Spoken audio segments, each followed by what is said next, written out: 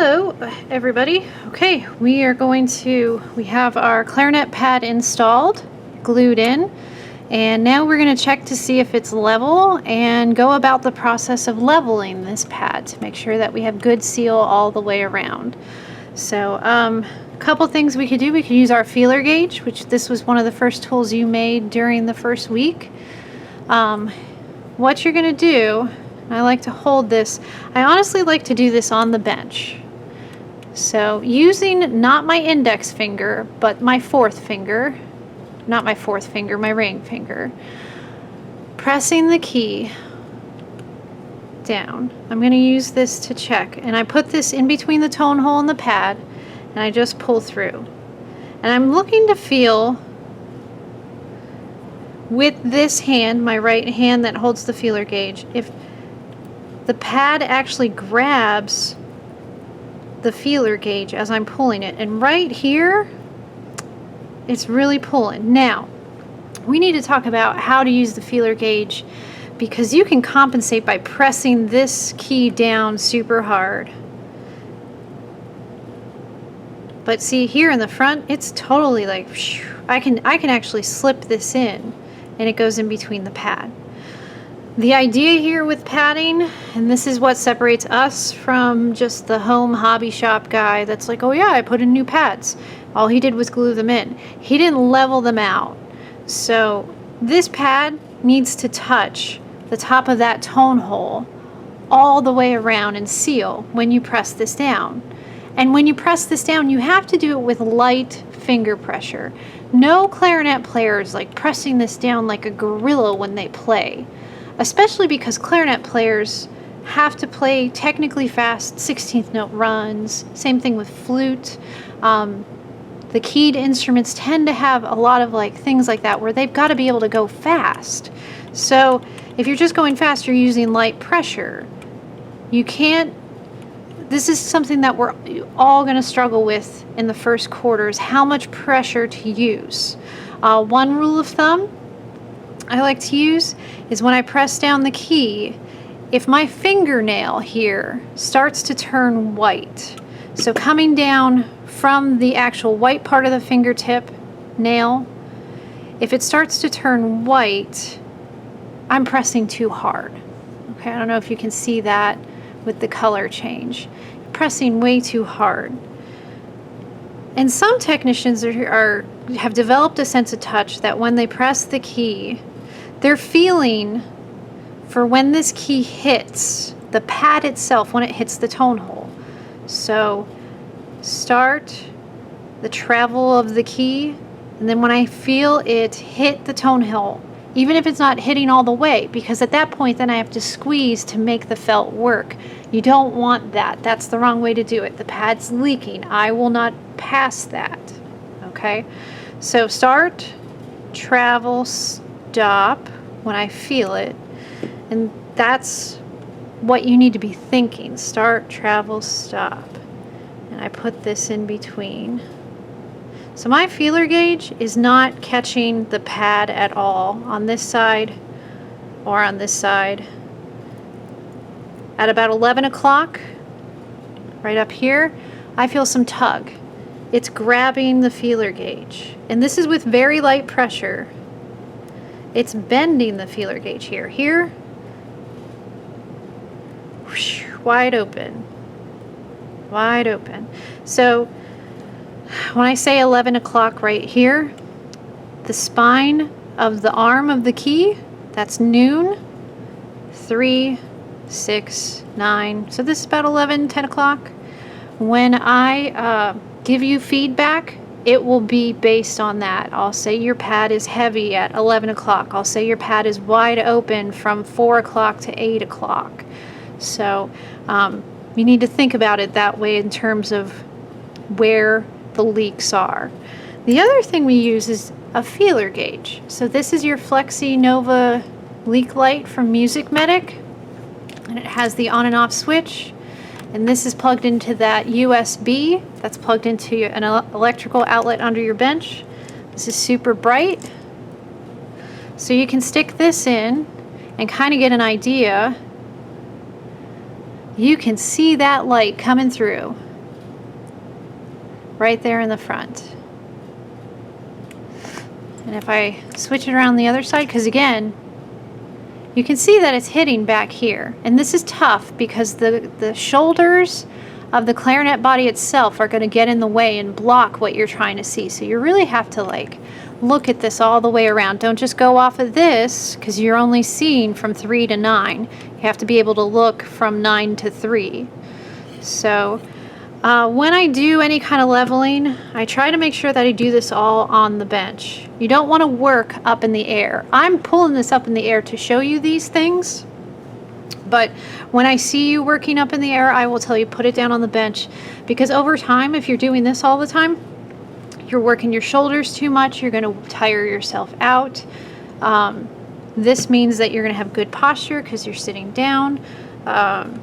You're not using all of you don't need to use all of your body parts to make this work. The other thing too, when you're pressing the key, make sure you have good action on the key so it goes up and it rebounds up. If it's floppy, we need to adjust the spring. But so here we go. You can see that we are not level. When I press this down, it's wide open in the front. We're going to have to level the pad or tilt it.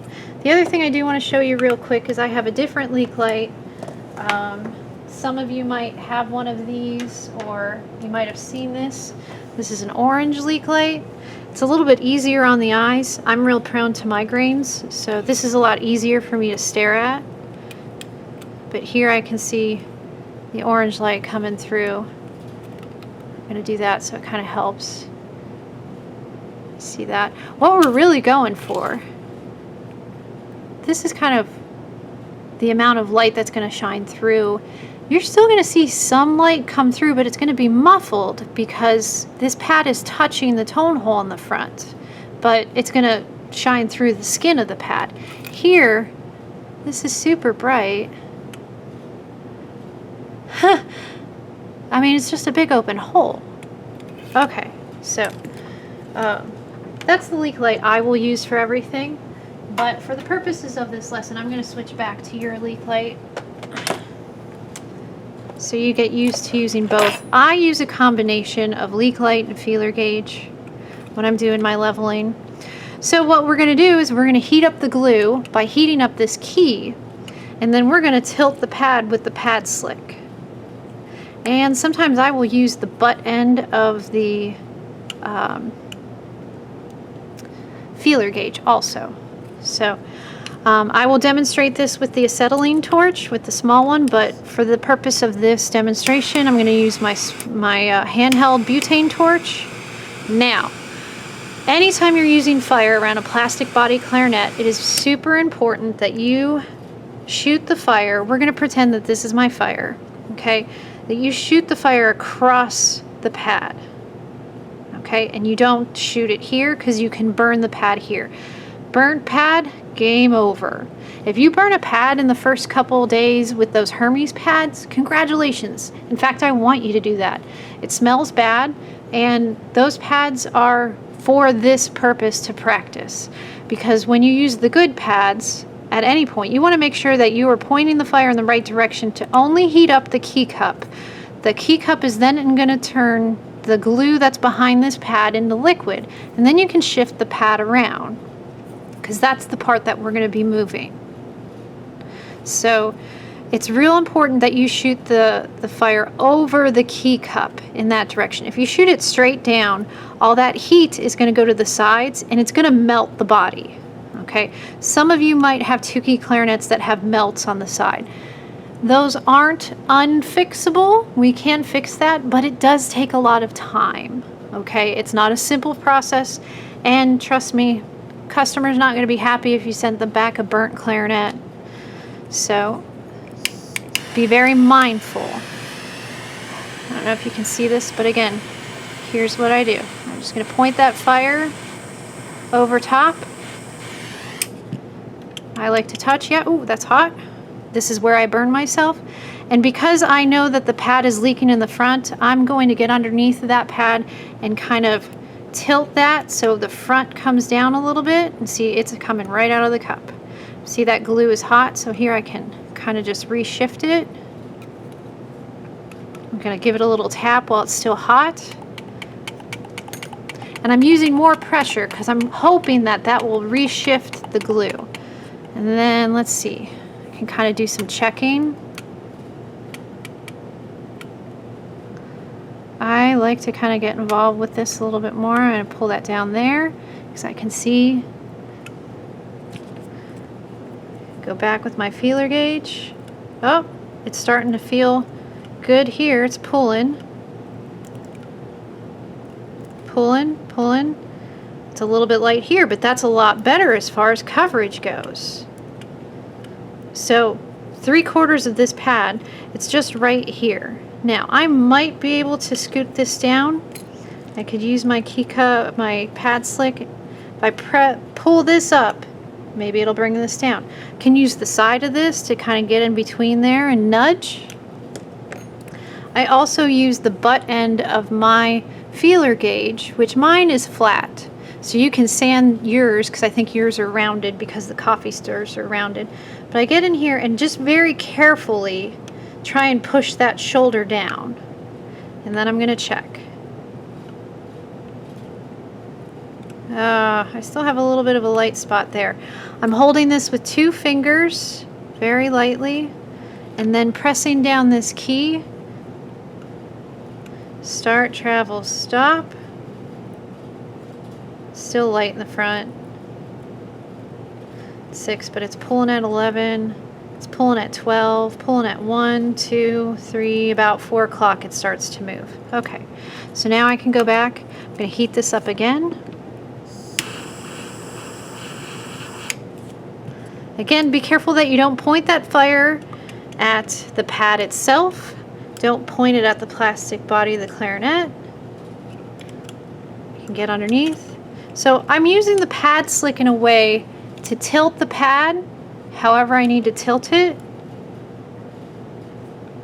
And I can use the rounded part to kind of get in between the bottom of the key cup and the pad to adjust it that way.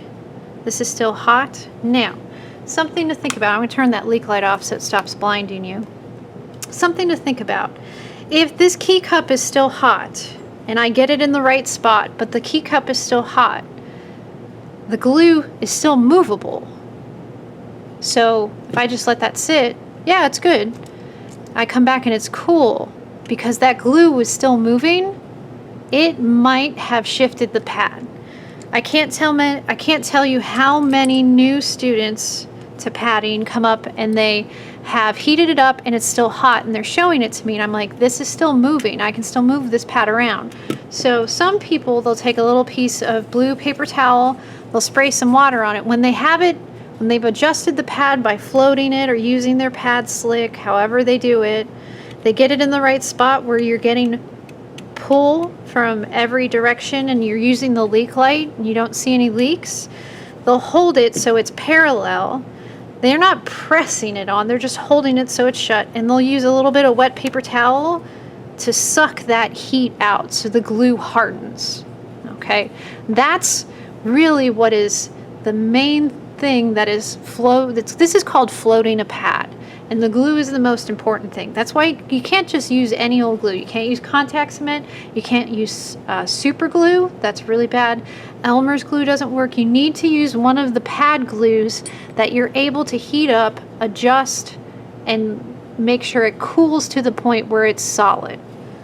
So you have a bunch of different glues to try, and each of them has a different plastic range, meaning it'll heat up to a point where it's movable, and that movable range is called its plastic range. And then when it hardens, that's the amount of time you have to play with it. And these glues are all different.